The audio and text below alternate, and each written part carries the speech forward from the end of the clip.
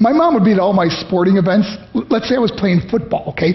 My mother would be on the sidelines, and if the play on the field started going one way, my mother would run along like, Mark, get him, get him! I'd be like, oh my gosh.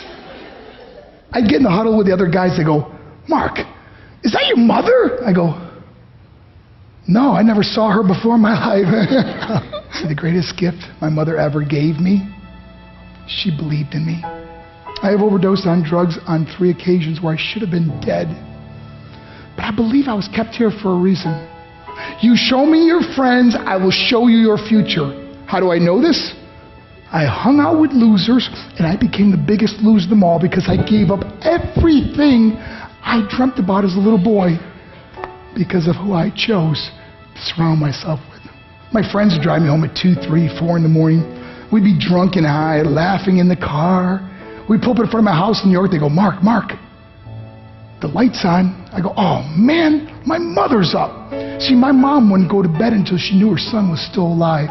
I'd walk in, she'd say, hi Mark, how was your night? I go, it was good, Mom, I'm just gonna go to bed. She goes, can I talk to you for a minute? I go, Mom, I'm tired, I'm just gonna go to bed. She goes, Mark, I haven't seen you all day and all night. Can I please talk to you? I said, man, just leave me alone. You bug me. I'd slam my bedroom door on the one person who believed in me. I was on a worldwide tour and we were wrestling overseas in Japan.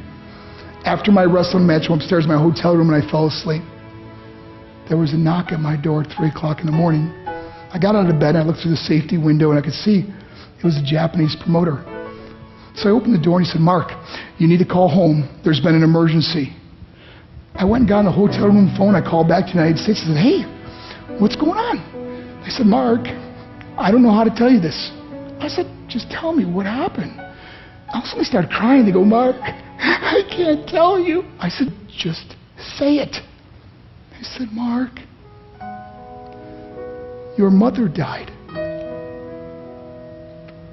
I just threw the phone down. I ran out of my hotel room. I took the elevator to the lobby, and when the doors opened up, I just ran out into the street.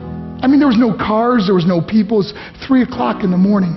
And I walked down the middle of a street in Hiroshima, Japan, and I remember looking up and just saying, Mom, I am so sorry. I flew home for her funeral, and I was so nervous to walk up to her casket, so I just stood way in the back.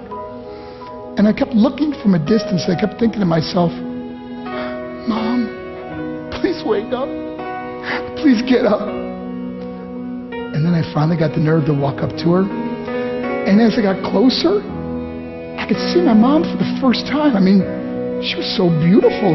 She was dressed in white. I mean, she looked like an angel. And I just stood over and I said, Mom, you are my hero. Everything I am, everything I hope to be was because of you. You loved me so much. You gave me a life. You're the only one that ever believed in me. How did I repay her? By getting drunk, by getting high, by getting stupid, by hanging out with losers. For what? All she ever wanted to do was talk to me. I wish I could talk to you now, Mom. I wish you could see what I'm doing. Why couldn't I have been a better son?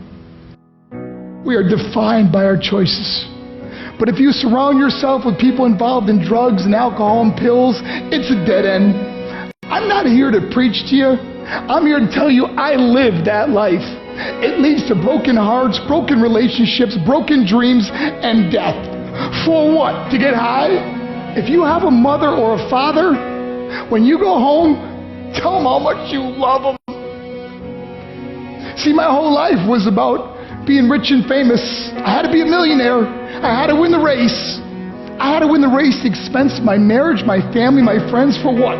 To be all alone in the world? I learned what is truly important, and that is how precious this gift of life is, and our families, and how quickly it can be taken away. See, I no longer live in time. I live in moments. See, it's not what's in your pocket that matters. It's what's in your heart that truly matters. Love Love is just a word until somebody comes along and gives it meaning. You're the meaning.